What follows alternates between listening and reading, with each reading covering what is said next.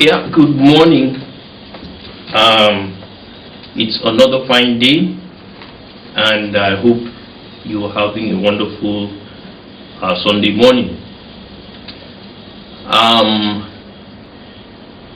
Today, I want to continue where I stopped, of course, talking about the current socio-cultural shifts. Yet, I'll be focusing on a topic that is not really well talked about. It's not a very popular topic because it is sort of a silent topic, and though it is known by many other names,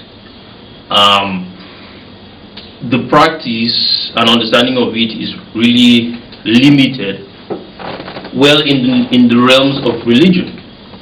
And of course, we spent a lot of time talking about religion and how it affects life in the world we live in, how it affects faith, how it affects social movements, science itself. And of course, one of the things that affects religion is the issue of necromancy. You may have not heard this word before, but you may have heard the word in terms of being described as maybe witchcraft. And it is a thing that is popular in its sense of its identity, but very unpopular in the religious realm, because most religions want to talk negatively about necromancy, about witchcraft, of course, especially when it's called witchcraft. Necromancy is kind of a name people don't really know, so they don't associate it with anything positive or negative. But in fact, necromancy is the same thing as witchcraft, called by another name.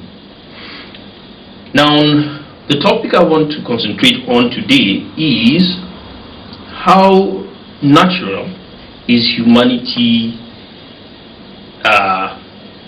is necromancy to humanity? How natural to humanity is necromancy? How natural is witchcraft to humanity? This is a question many people have not asked, but you've discovered that in every culture, in every context where you go, you discover that there are many myths and cultural understandings of what witchcraft is. It is a thing that, especially in Africa, we discuss from day to day. And how natural is it to humanity?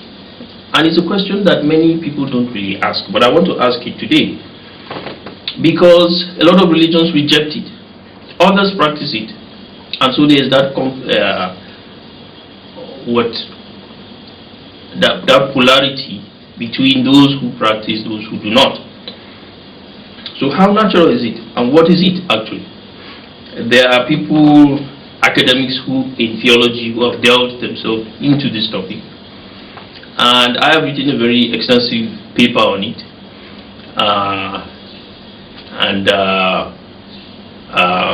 there is a name I have termed it with mechanistic violence. I have termed it mechanistic violence. Witchcraft can be called mechanistic violence, and why we'll get to know within this short talk, I hope. But I want to concentrate today on the stages on trying to recount why or why not necromancy should be considered natural to humanity. And I'll be looking at it from this angle. First of all, to trace the stages of development of human beings. There are many stages of development of human beings, and from the very foundation of the stages of development of human beings, we see a recurring phenomenon that at every stage, because of the inability to answer this question, human beings have tended to resort to violence, some form of crisis or the other. One of the important points of development of human beings was the megalithic age. Now, yesterday I stayed up all night. I was listening to Professor Hancock on social media. He was talking about the megalithic age, and you discover that up to today, many scholars do not really agree on the dating of human history, because human beings are older than the documents we have. Even the Bible does not give us the exact dates as to when Adam was created, and all that. So there are those, at the time we began to get some historical evidence symbolized by megaliths dotted all around the earth, and people took notice of those megaliths. A crisis had come out, had developed to make people to take note that this is a time when we should begin to take note. And that crisis was the opening of the eyes, as it were, of human beings. That was the point they started knowing that we are human beings. And they began to build those megaliths to, honor their relationship with their source, the God they believe created them. And so this is the first stage of development of human beings.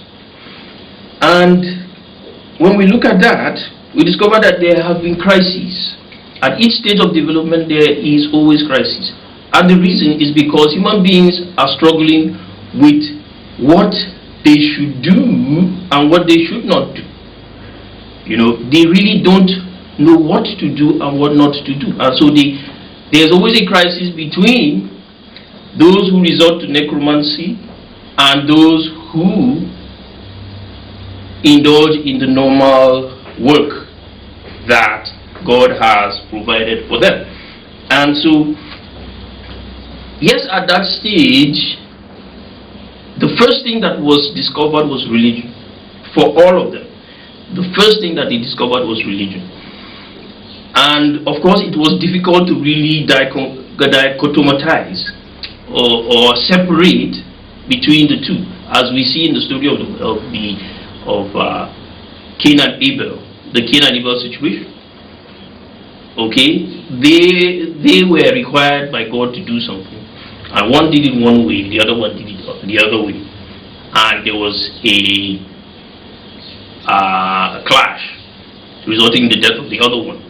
Now you see what God did. God didn't retaliate. He forgave Cain because this was the birth of humanity. There was no need to punish him because he did not understand what he was doing. Now, so at that stage, religion was a common thing.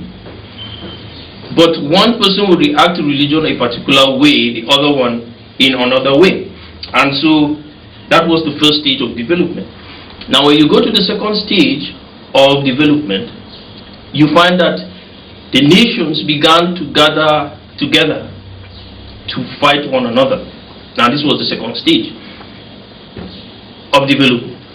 They began to fight one another, gathering armies,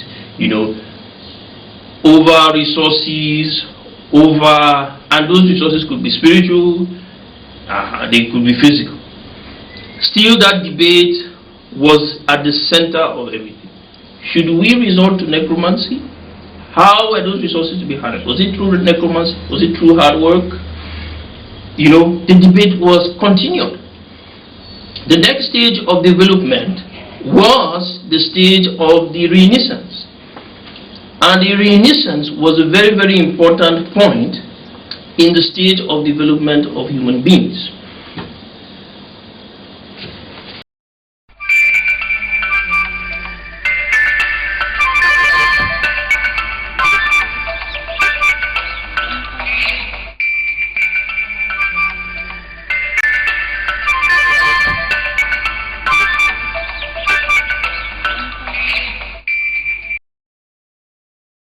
So the Renaissance was the second point, the third point, at which human beings,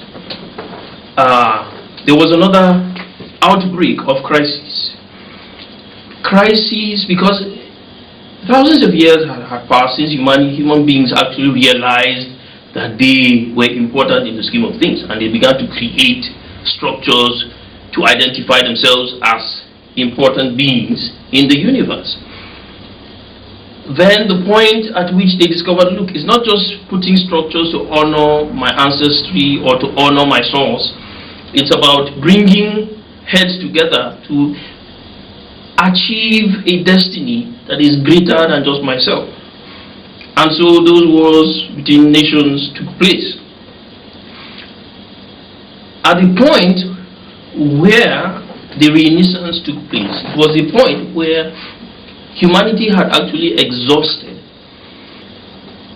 the resources as concerns bringing their heads together, through work, through calling the name of God, to achieve their purported destiny. And they began to really think, what does this destiny really imply? And so the issue of education came in, and another force was introduced, and that was the force of philosophy, as opposed to just religion. That was the force of philosophy. Now, this was very important at the stage of human development.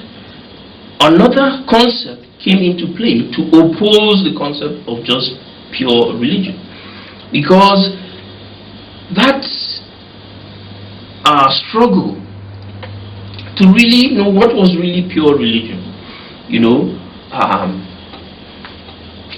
the practice of necromancy, witchcraft, and what was really allowed. If witchcraft, in many nations like the Israelites, of course, witchcraft was considered an evil thing. So what was really allowed? And that is slowly, the art of philosophizing came to the fore. It developed slowly through the Israelites, association with the Greeks. Of course, if you read the Bible, you discover that the Babylonians had their own understanding of what philosophy was all about. It was combining all the religions of the world under one banner. That was what Nebuchadnezzar did, to bring out the best, and that would make him the most powerful man in the world. Now, that was his own version. But the Greeks, theirs was to sit around round tables and to discuss and to think, and to come out with the best way to live life. And that was what those two civilizations clashed. Of course, the Greeks succeeded for a time, and that continued. So philosophy grew from that point. Because of the success of the Greeks, it grew to become an important factor in human development. And so at the Renaissance, philosophy stood to oppose just pure religion.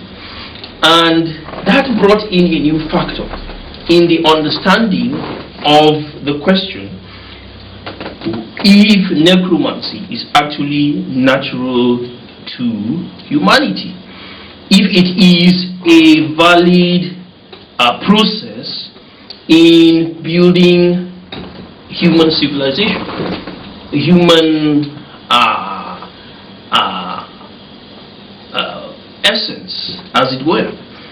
And so this was what continued, and philosophy created the new world up to the point of Jesus Christ. It started before Jesus, of course, up to the point of Jesus Christ, and on to the Renaissance. And of course, philosophy was the foundation of education, Western education, as it is described today, modern education rather. And this was the birth, led to the birth of the scientific method, and to the modern world. or modern civilization. So when it succeeded, it actually questioned the legitimacy of religion. And why did it question the legitimacy of religion? Of course, like I pointed out, crises took place. There were wars. People died. Because human beings are not known to just naturally come out and say, okay, war, this one is better. Just weigh one concept against the other and just say, okay, this other one is better. They always want to learn by experience because of that fact that at the end, for many human beings, the end justifies the means. If I am prosperous, if something works, it must be true. If it provides electricity, if it provides prosperity for me, then it must be true. At least for the few days I'm going to be on this earth. And because of that, they are not naturally able to contrast and say through just pure reason. And because of that, crisis breaks out. So a lot of crises broke out before and after the Renaissance.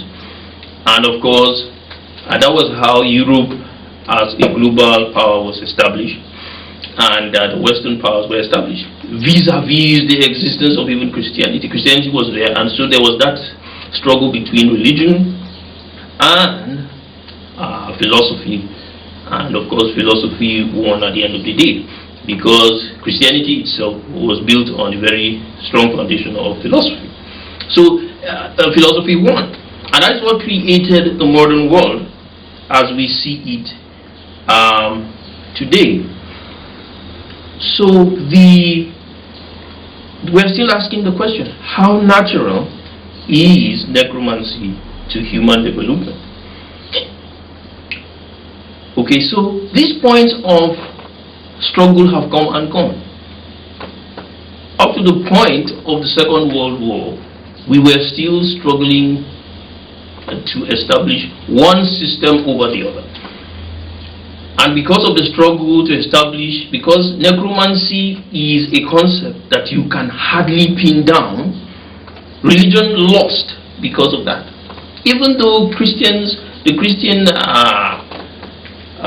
age was an age where people who practiced witchcraft were actually hunted down and killed, that did not answer the question, because of the very presence of forms of necromancy within religion itself. It didn't answer the question, and that is why the scientific method won over the Christian religion, as it were, not minding those common backgrounds, foundations still present in Christianity, scientific foundations present in Christianity, because they were not very obvious. And so, because of the lack of clarity, religion lost the battle. And up to the time of the Second World War, that was the battle that was going on secretly. And of course, the scientific method won because it was more reasonable, and it established systems that were democratic, and that continued and established some form of stability in the world till today. Now we are in the age of another struggle.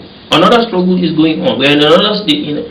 We have reached the stage of development of human beings in which we are supposed to transit to another level, because science has reached its peak. It's not very old. The scientific method is just about 500, reaching to about 800 years. It's not very old, but we have reached a peak. It has reached its peak, and it will either fall or dip and then rise again. And because of that, we see the crises in the world that are coming on now, because of the fact that necromancy, as far as human beings are concerned, is still an issue. Now, I want to stop there for a minute and again try to look at what necromancy is. I want to look at what necromancy is.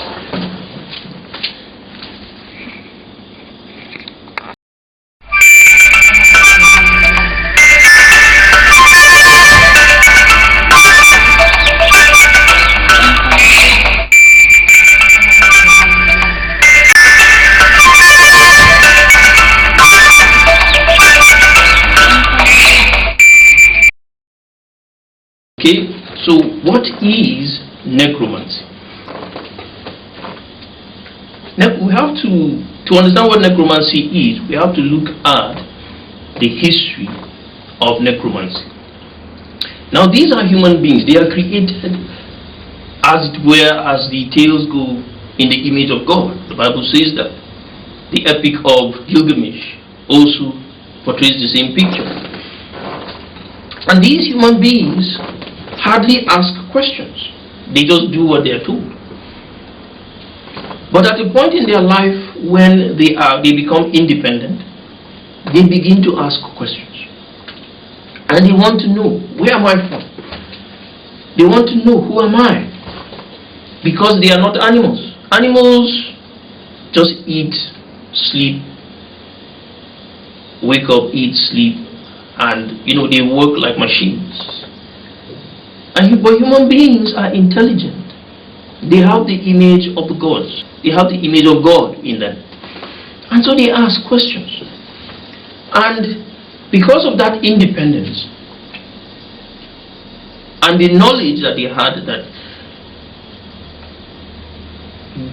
God, or as it were the gods, created everything I see, and of course are coming from the heavens, they looked up to the heavens for the answer. They believed that God is in the heavens. And that is what began the discipline, ancient discipline of astrology. And that is the beginning of necromancy. The ancient discipline of astrology is the discipline of watching the stars, watching out for signals, for messages from the stars. And that was the most popular way. It wasn't the only way. Another method was through dreams, okay, extrasensory messages, which they did not really have to see them. Maybe they saw such messages, they got those such messages when they were asleep, or through unnatural methods. But one major one was astrology. And sometimes they combined the two, dreams and astrology. They watched the stars. And when they slept, dreams came to confirm whatever they saw in the stars. And that was the beginning of necromancy. And of course, it is a very complex method of understanding life. And embedded in that method is the concept of the omnipotence of God. Now, the omnipotence of God means that God is all powerful and everything works for his own good and only by his own will.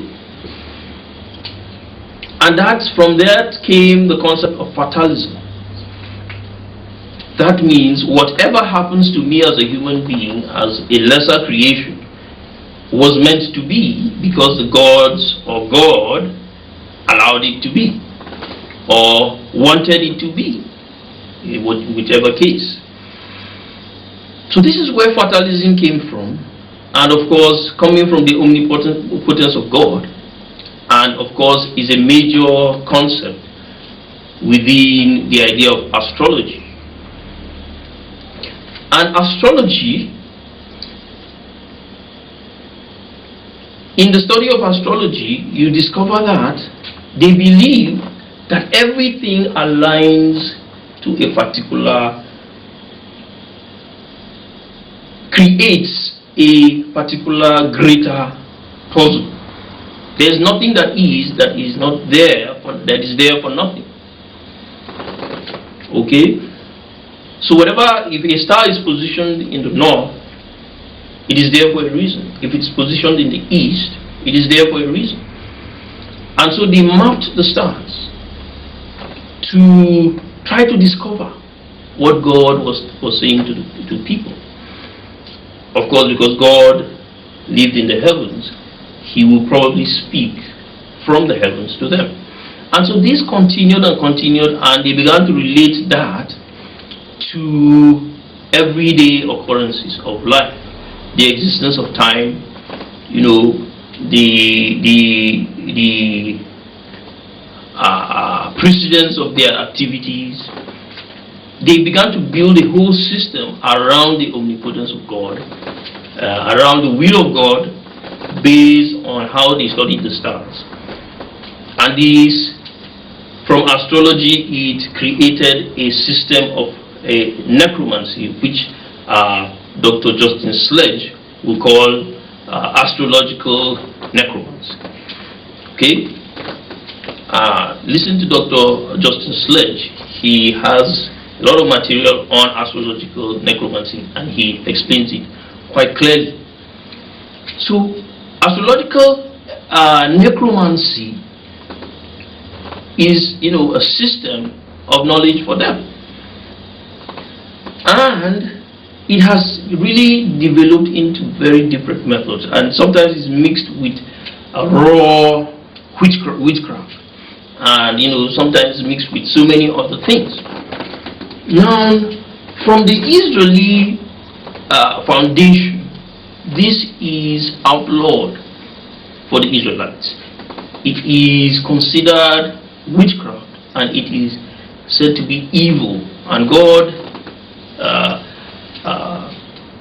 outlawed the practice of such a system.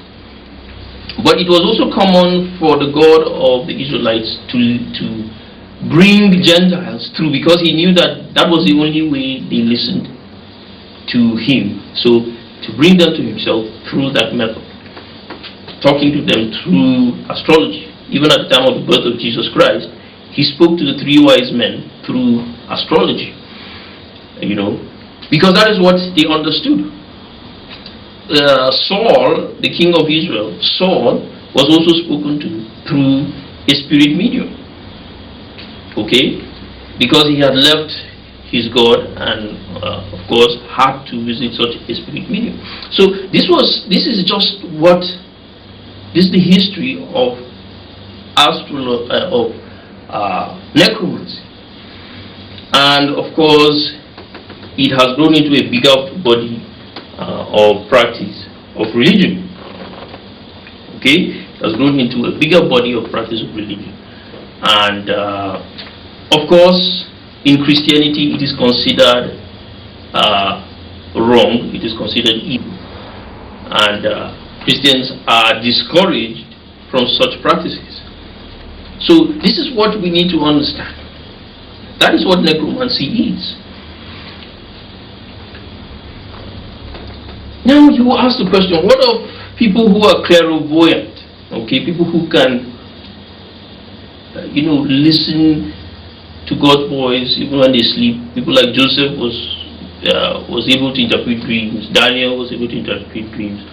Prophets of God were able to hear from God. Of course, that in Christianity, that is normal. When God decides to speak to a person, of course, he does that by his own will, and that is okay. But the difference between that and necromancy is that human beings try to employ whatever methods they can to force God's hand, as it were. And this is the difference. Okay, and such methods might include sacrifices, whether animal sacrifices or human sacrifices, or some form of deep astral projection. And of course, in the Jewish tradition, you know that is evil, that is not allowed.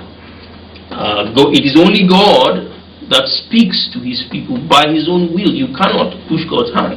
The only way you can appeal to God is through humility, through prayer. Okay? Allowing God to speak to you by his own will, by his own purpose. And so this is what Christianity is all about. This is what Judaism is all about. And as different from any other practice of necromancy.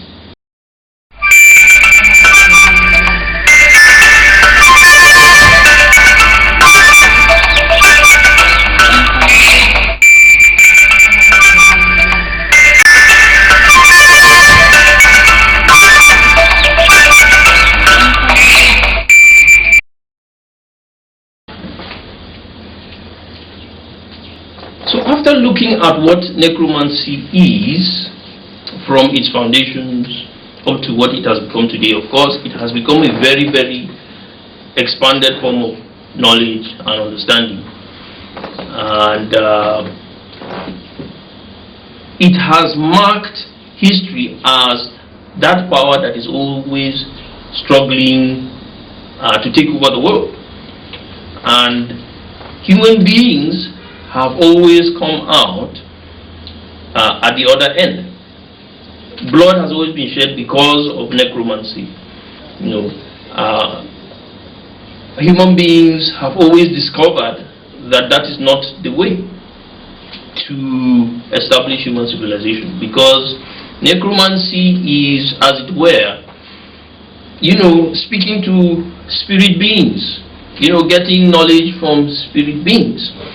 But going back to the history of religion, the stories that we read through the books of religion, we discover that spirit beings have their own interests.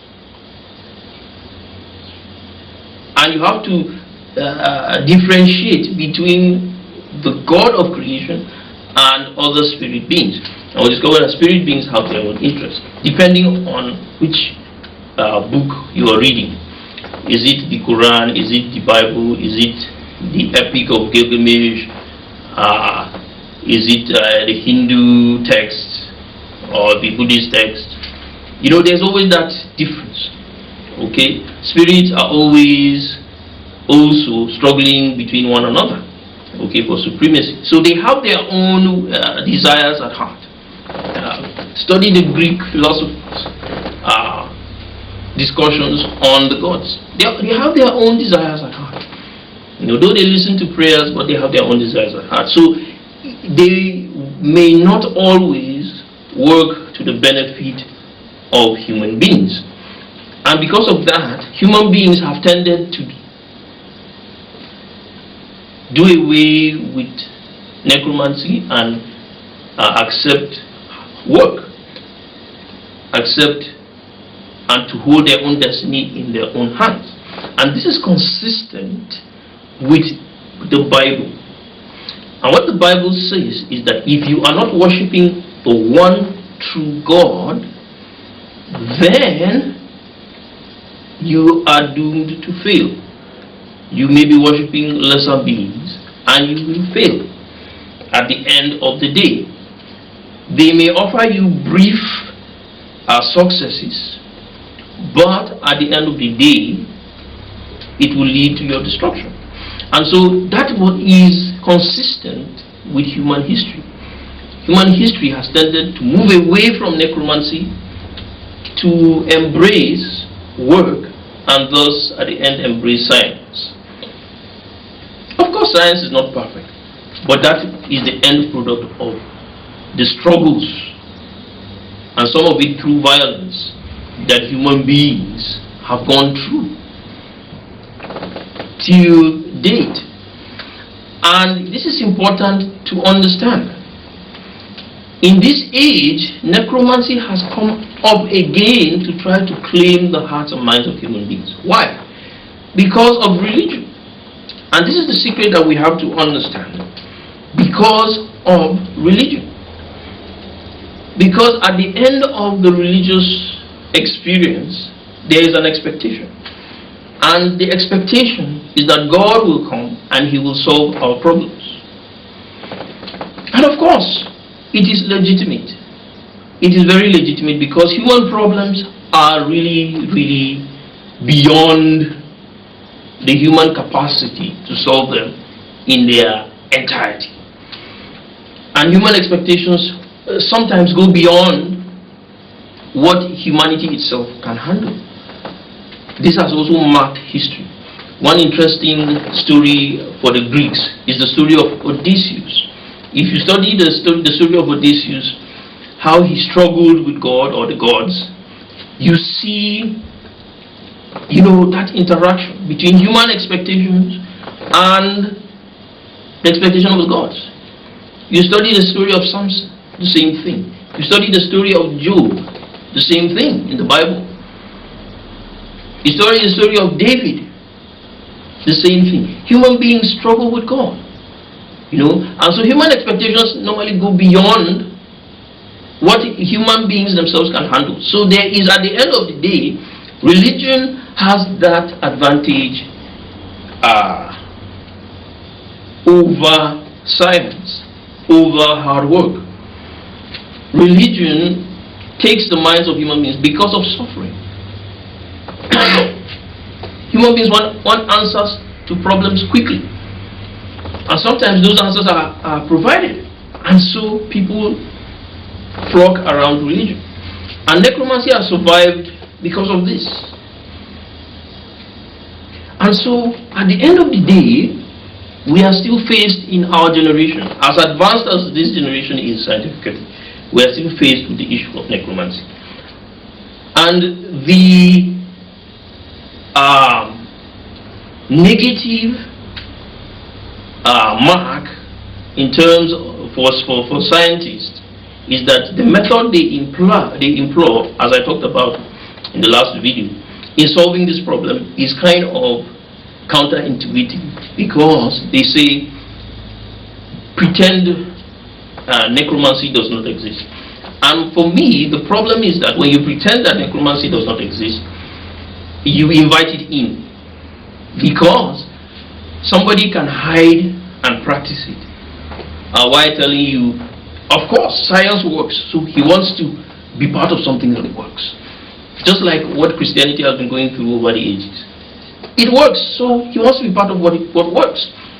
But in truth, he is not a Christian. Okay? So he will be that scientist, whatever you want him to be, but in his private life, of course, he is a warlock or a witch. So these are the issues that we must understand. And so religion always wins because of that. It comes back. It may not win in the present, but in the future it comes back and becomes powerful.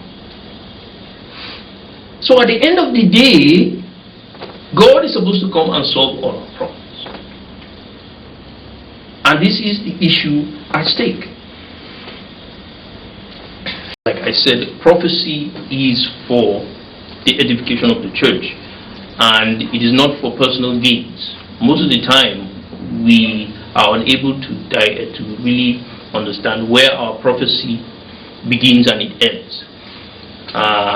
Sometimes it goes into necromancy, manipulation of people, and that is not what is given to us for. I believe that at the end of the day, if we make the right decisions, we will help the entirety of human beings and not just help ourselves. And it's very important at this point to know what is the implications of necromancy. Now, necromancy has many implications, and these implications tend to talk about, some kind of synchrony. Practitioners of such a belief believe that we must all have our activities, working together in some form of pattern. Because they seem to see everything that everybody does. Now, this, of course, has implications for world peace. It has implications for privacy, freedom of religion, enterprise, and freedom of movement and all that. And those who practice such normally practice it in a context where everybody practices the same religion, as a form of way of synchronizing what they do. Of course, some people who practice socialist systems may practice that. And those are the implications. And it only thrives in a situation where the government has strict controls on the kinds of businesses that are to be done. Okay, there is no private enterprise, or even if there is private enterprise, it is strictly controlled by government. So these are the issues with necromancy, and of course, it cannot be practiced on a world level. If you are very observant, you will discover that even the media tends to create a lot of crises because of the practice of necromancy. No more investigative journalism. It's totally sometimes non-existent. And so that creates crises when news is being spread without any real confirmation of, any factual confirmation. And it opens a lot of doors for rumor mongering and crises. People purposely use such a system to create crises. And of course, freedom of religion cannot be practiced under the rule of necromancy.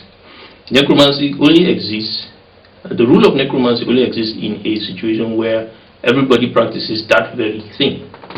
And of course, there is an existence of human sacrifice, like the Incas used to practice, like some African tribes practice, small tribes. Of course, for those who do not practice that, of course, you will never want to be involved in necromancy, because necromancy is witchcraft, and it depends on such things to sustain itself. Of course, we know from the Bible, of course, God allowed sacrifice of animals, but at a point he says he doesn't want it, because the aim was for them to serve him and to serve one another. Anything that negates that is false worship. And that is why Jesus Christ had to die once and for all to remove the need for sacrifices. So in Christianity, there is nothing like human or animal sacrifices, because the Christ came to once and for all do away with necromancy. So these are the things we need to know about that. In politics, in science also, of course, science is the most chaotic, unpredictable form of understanding. It shows itself in different forms, so you cannot limit it to any form of practice, to any activity, and you will keep on learning. So in that light, it cannot function under the rule of necromancy, and this is the problem. Politics, of course, chaos arises because of necromancy. Necromancy wants to envelope everything under one canopy, and of course that will not work. So these are the implications of necromancy for business, for politics, for science, and for religion itself. And for that reason, you discover that necromancy is not natural to the development of human beings, and we must be very, very aware of that. I am David Mchinke for you today.